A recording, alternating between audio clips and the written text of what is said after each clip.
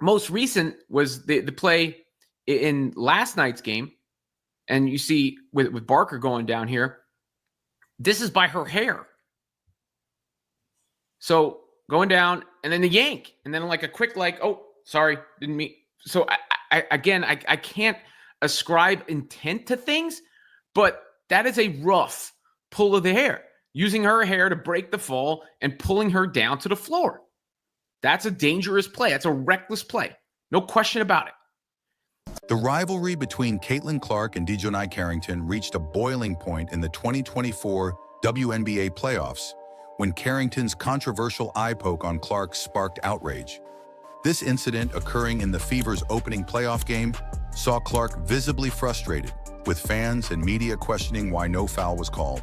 Many speculated whether the act was intentional, while Clark's struggles post-incident highlighted the impact, scoring only 11 points and shooting just 4 of 17. This incident triggered a much larger discussion around player safety, officiating, and rising tensions in the WNBA. Caitlin Clark had entered the game as one of the league's rising stars, but the incident has brought issues like officiating inconsistencies and physical play into the spotlight. Many fans have been quick to criticize the WNBA's lack of action, with some arguing that Clark's importance to the league warranted a stronger response from officials. Carrington's history of physical play and her previous interactions with Clark also fueled the conversation, leading some to speculate that there might have been more to the eye poke than a simple accident. As Clark voiced her frustrations post-game, it became clear that the incident had shaken her. "I felt like I was getting hammered, and no one was calling it," she said, expressing the challenges she's faced with physical defense in her debut WNBA season. Clark's offensive struggles were evident as she missed 8 straight three-pointers, ultimately impacting the Fever's ability to keep up with the Sun. For Carrington, her role as an aggressive defender was once again in the spotlight, with fans and pundits questioning if she had crossed the line. The WNBA community didn't stay silent following the incident. Social media erupted with fans calling for the league to review the play and penalize Carrington for what they saw as an intentional foul. Despite the uproar, no immediate foul was called, and the game continued without a review, leaving fans and players frustrated. Many in the media also weighed in on the situation, noting that if a male star like LeBron James or Steph Curry had been involved in a similar incident, the response from officials would likely have been swift. The lack of protection for Clark, one of the WNBA's brightest young stars, was seen as a failure on the league's part to properly handle player safety concerns. However, Carrington's supporters argued that the eye poke was accidental, a result of the fast-paced and physical nature of the game. They pointed out that Carrington has always been a tough, hard-nosed defender who plays with intensity. Whether intentional or not, the incident has opened up a broader conversation about the fine line between physical play and unsportsmanlike conduct in the WNBA. Clark and Carrington's playoff clash wasn't just about the eye poke. It symbolized a larger issue of rising tensions in the WNBA, particularly around physical play and officiating. Clark, as a standout rookie, has drawn significant attention, and with that attention comes a target.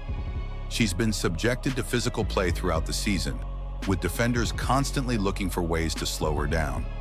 In her own words, Clark expressed that she's felt like a punching bag at times, as teams use more aggressive tactics to stop her. Carrington, known for her physical defense, has had her own moments of controversy throughout the season, with several other players raising concerns about her style of play. For many, this incident was just the tipping point, as frustrations over the league's officiating boiled over. Some argue that the league's desire to protect its stars, like Clark, should come with stricter regulations on physical play, while others believe that the WNBA should embrace the intensity and competitiveness that comes with hard-fought games. As the dust settles from the Clark-Carrington incident, it's clear that the WNBA is facing a crossroads. The league has seen a surge in popularity in recent years, with players like Caitlin Clark and A'ja Wilson becoming household names. However, incidents like the eye poke bring attention to the league's handling of player safety, officiating, and maintaining a balance between physical play and fair competition. Many believe that the WNBA needs to take a closer look at how it manages physical play and what actions need to be taken to protect its players.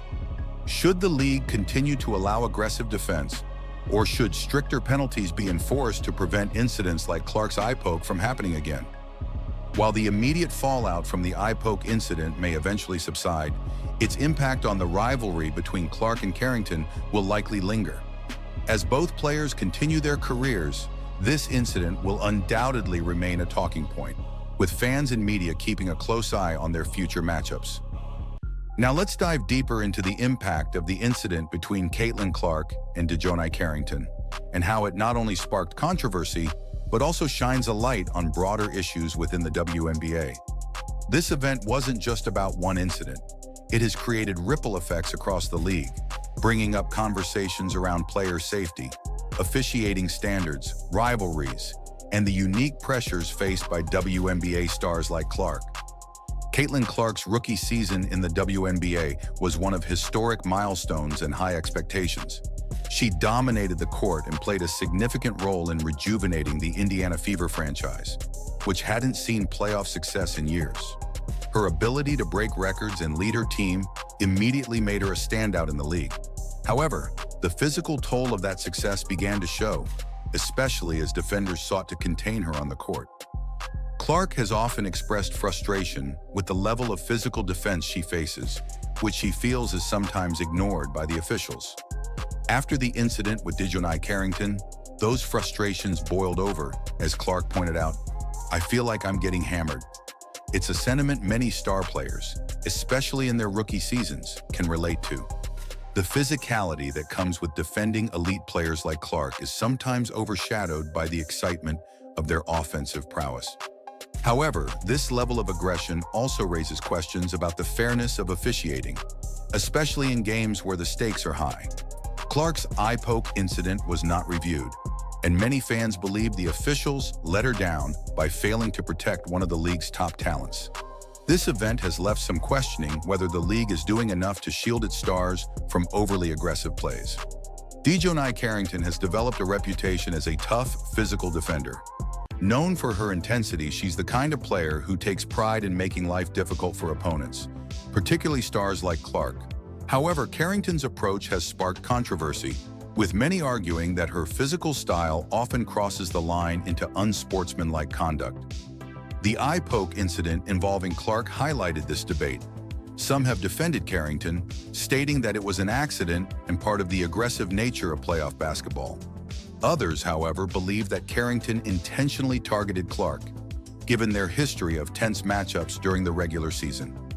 Whether intentional or not, the incident has cast a spotlight on Carrington's play and reignited discussions around how the league should handle players who consistently push the limits of physical play. The tension between Clark and Carrington is not an isolated incident. It points to a larger challenge the WNBA is currently facing as it navigates its growing popularity.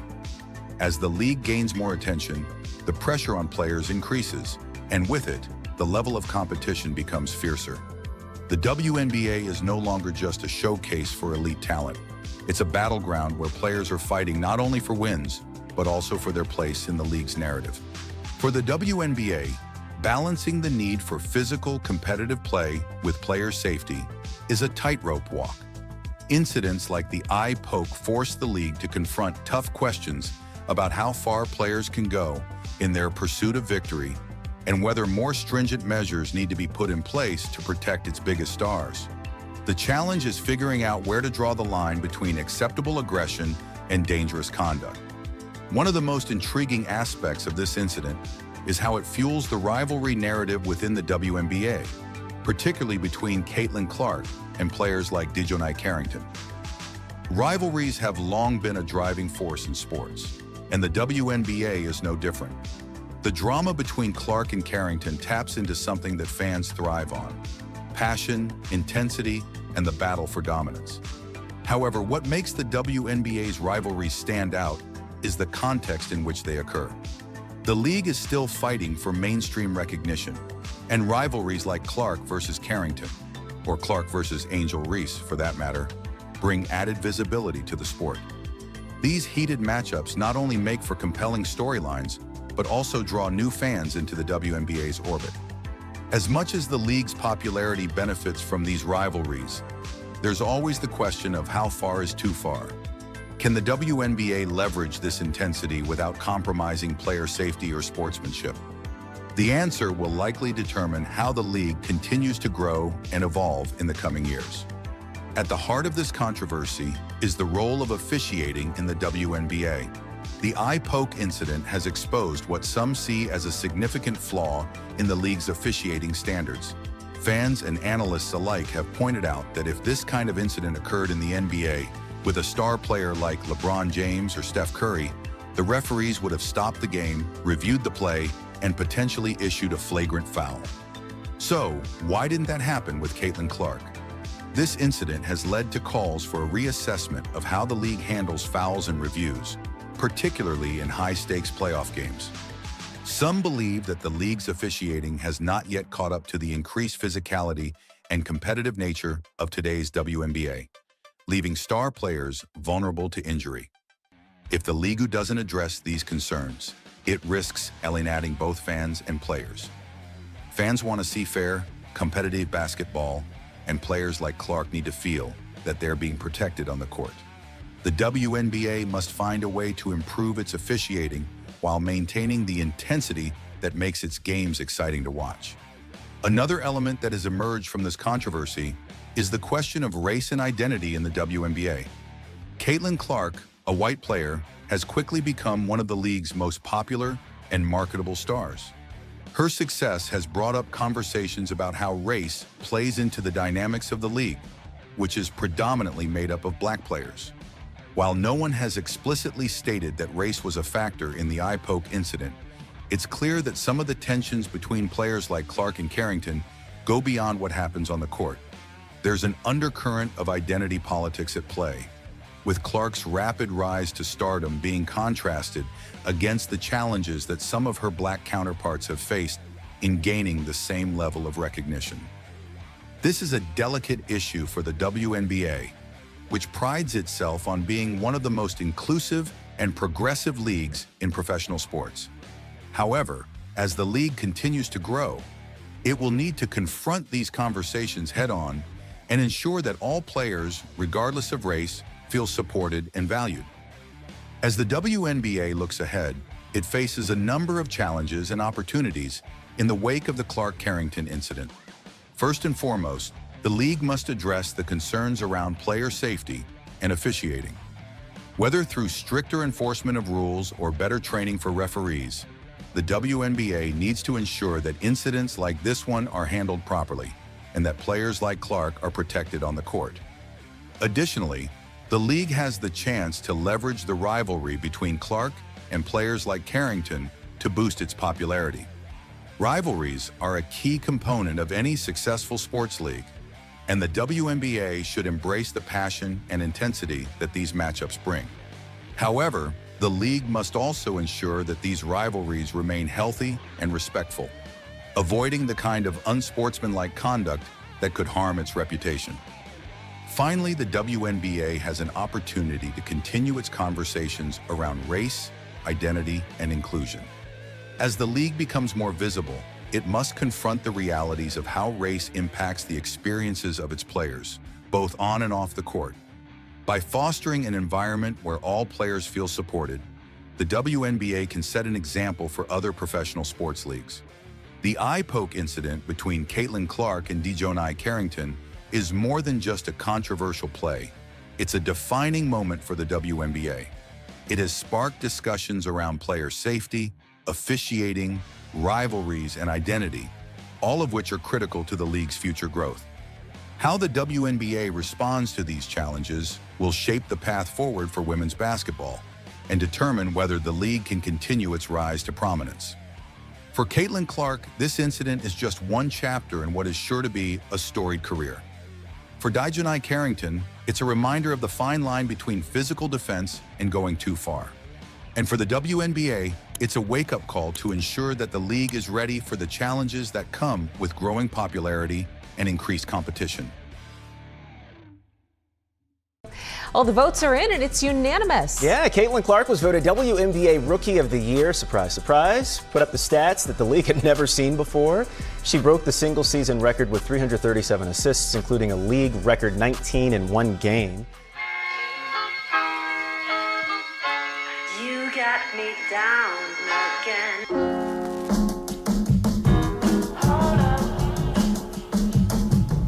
Imagine the fierce competitiveness of two rising stars reaching its boiling point as Caitlin Clark is declared the unanimous WNBA Rookie of the Year, causing Angel Reese to throw shade at her victory.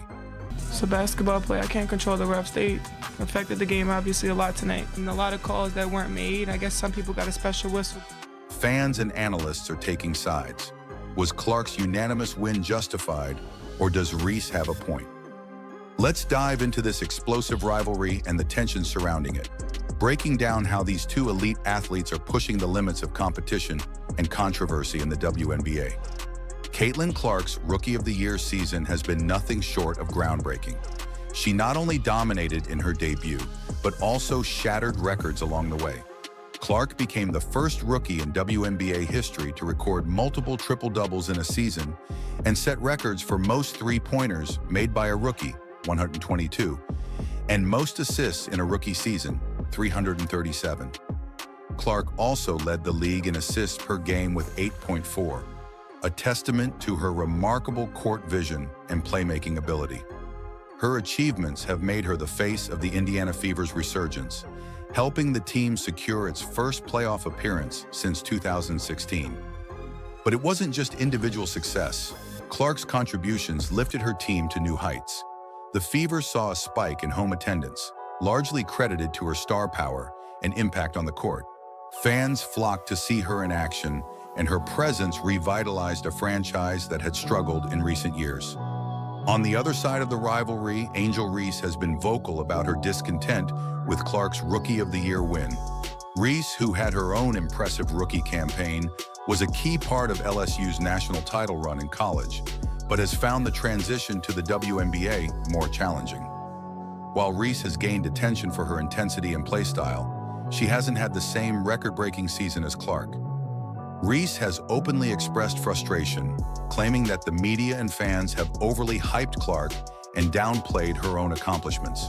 She even hinted at her discontent in interviews, noting how difficult it's been to adjust to more frequent losses in the WNBA compared to her collegiate career. For me and Camille, this is the most we've ever lost in our life. I only lost 7 games in my last 2 years at LSU. So it's been hard for me, but adjusting and just kind of have that mindset of just moving on has been something I try to give myself a little bit of grace. What makes this rivalry even more intriguing is the history between the two players. Their clash dates back to the 2023 NCAA Finals, when Reese famously mocked Clark with a "you can't see me" gesture after LSU's victory over Iowa.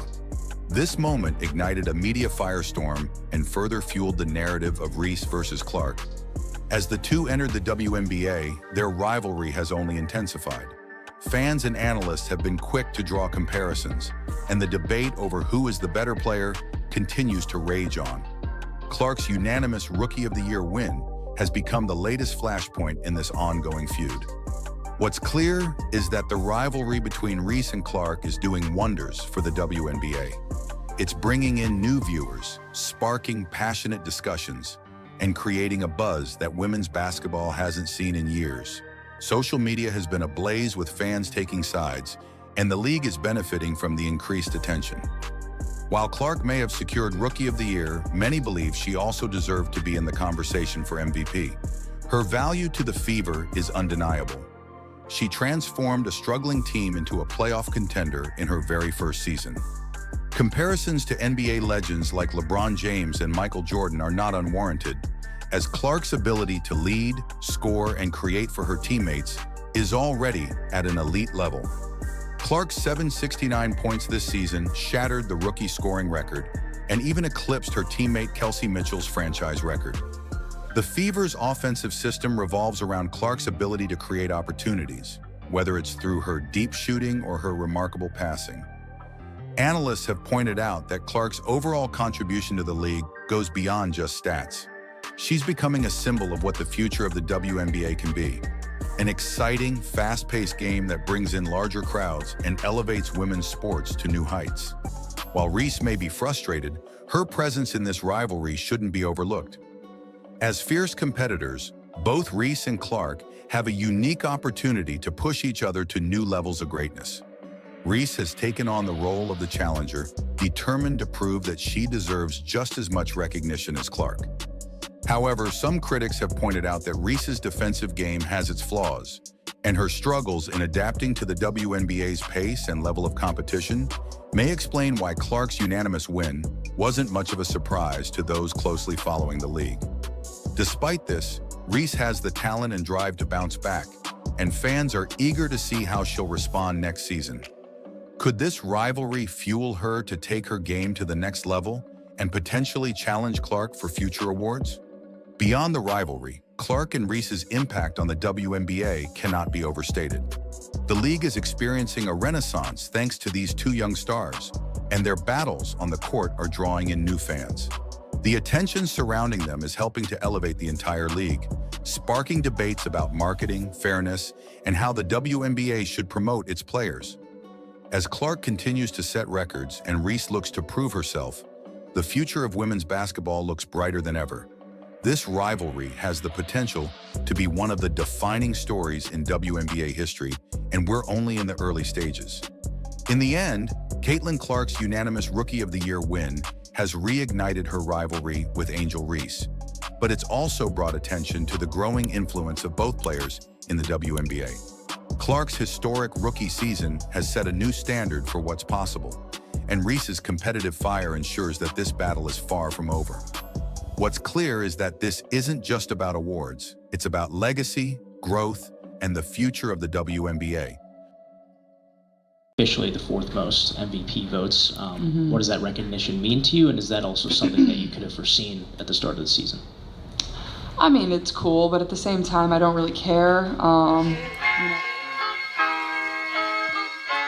You got me down again.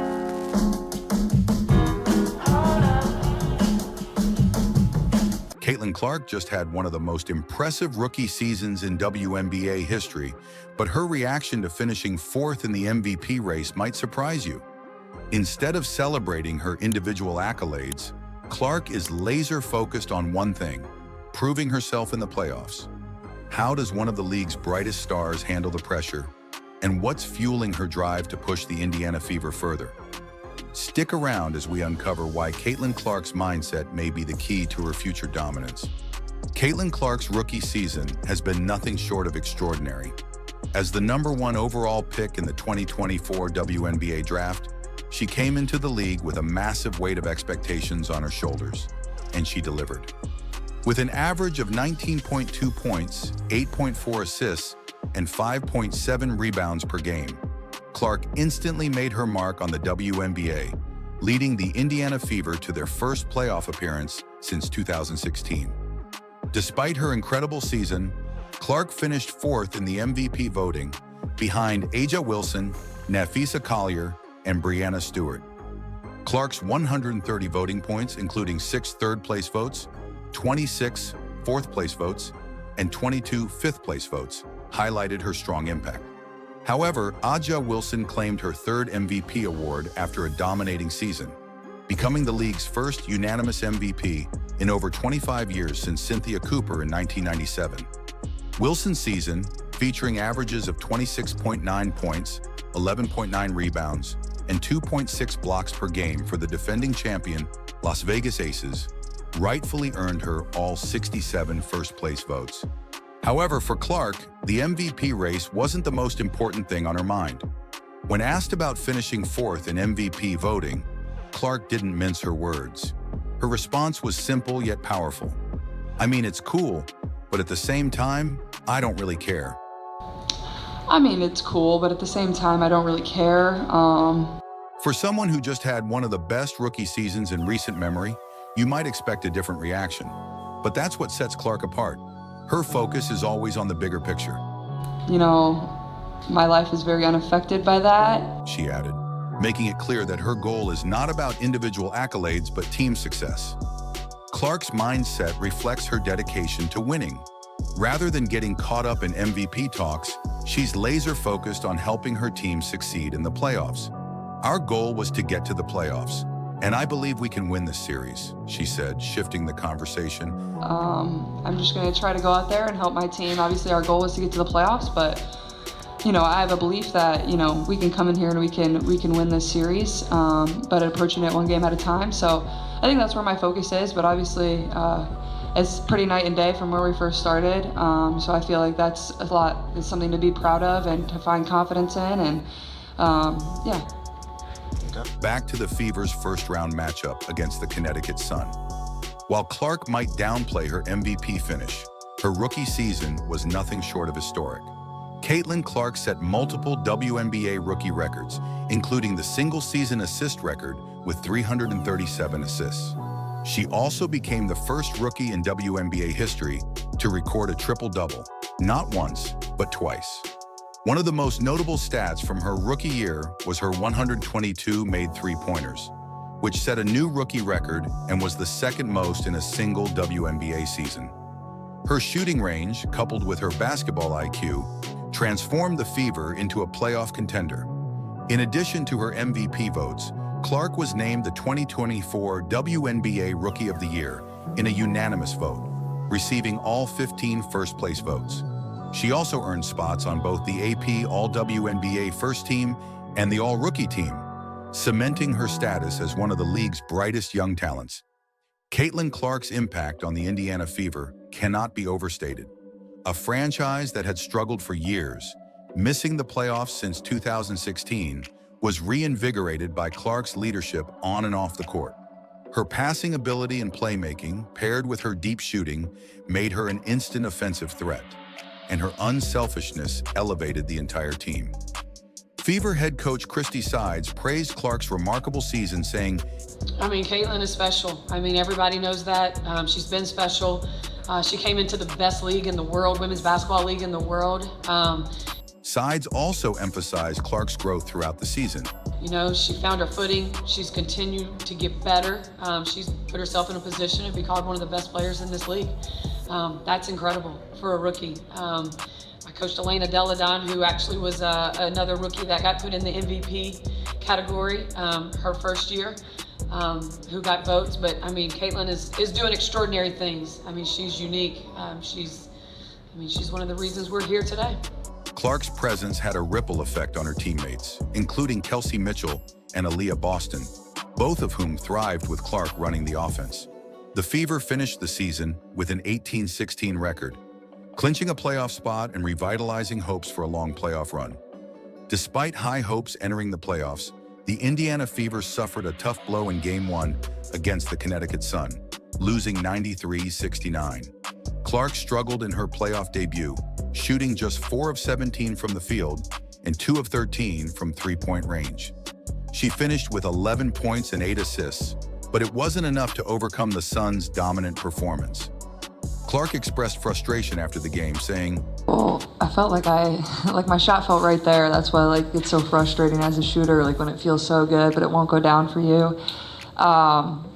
That's what sucks about it. Her shooting struggles were evident throughout the game, as she missed her 8th consecutive three-pointer in the third quarter, visibly frustrated. Connecticut's Marina Mabrey stole the show, coming off the bench to score 27 points, the most by any bench player in WNBA playoff history. The Fever, meanwhile, shot a dismal 21.4% from beyond the arc, making just 6 of 28 three-pointers, while the Sun shot 50% from deep. Fever head coach Christy Sides acknowledged the team's defensive struggles, saying, But at the end of the day, it's not about the officiating tonight, for sure. We've got to be better defensively. With the Fever down 1-0 in the best-of-3 series, Game 2 against the Sun becomes a must-win. Clark, Kelsey Mitchell, and Aaliyah Boston will need to lead the charge if the Fever hope to extend their season. Clark's ability to bounce back from tough games and refocus will be key as Indiana prepares for the critical matchup. We didn't play to the level we're capable of playing, Clark said following Game 1. Like I said, we didn't play well. We didn't play to the level that we're capable of playing. and you know, we didn't shoot the ball like we're capable of. But even that to the side, like we're capable of winning this game without making shots. She knows the importance of adjusting and is determined to lead her team to a win in Game 2. Fever fans are hopeful that Clark can deliver a performance that matches the standards she set during her incredible rookie campaign. Caitlin Clark's impact has not gone unnoticed by basketball royalty. Los Angeles Lakers star LeBron James has been a vocal supporter of Clark throughout her rookie season, often praising her on social media. After one of Clark's standout performances earlier this season, James took to Instagram to express his admiration, posting, "Hi haters, I love it." James has drawn parallels between his own entry into the NBA and Clark's entry into the WNBA. Like Clark, James entered his league with immense expectations and scrutiny, and he understands the pressure Clark is under. His support has been a huge boost for Clark, especially as she navigates the highs and lows of her rookie year. Shannon Sharp echoed this sentiment on ESPN's First Take, saying, that we're not trying to dismiss them, but as far as box office, tell me the lady that came in with this. She's basically the LeBron James. The kind of hype that LeBron came into the NBA with, Caitlin Clark came to the WNBA with the same type of hype, and she's backed it up. As Caitlin Clark's rookie season nears its conclusion, one thing is clear. This is just the beginning. Her fourth-place finish in MVP voting, coupled with Rookie of the Year honors and a long list of broken records, has set the stage for an incredible career ahead. Despite the challenges she faced in Game 1 against the Connecticut Sun, Clark's mindset remains focused on winning and improving. Whether the Fever advance in the playoffs or not, Clark's impact has already been felt, and her future in the WNBA looks incredibly bright. As she gains more experience, it's likely that we'll see even greater performances from Clark, and it won't be long before she's competing for the MVP award once again. For now, her eyes are set on helping her team secure a victory in Game 2. Caitlin Clark's rookie season has been filled with incredible achievements, but her fourth-place finish in the MVP race has only fueled her determination to lead the Fever to playoff success. With Game 2 looming, all eyes are on Clark to see if she can deliver a performance worthy of her reputation. What do you think of Clark's MVP finish and her rookie season? Should she have placed higher? Drop your thoughts in the comments and don't forget to like and subscribe for more WNBA content.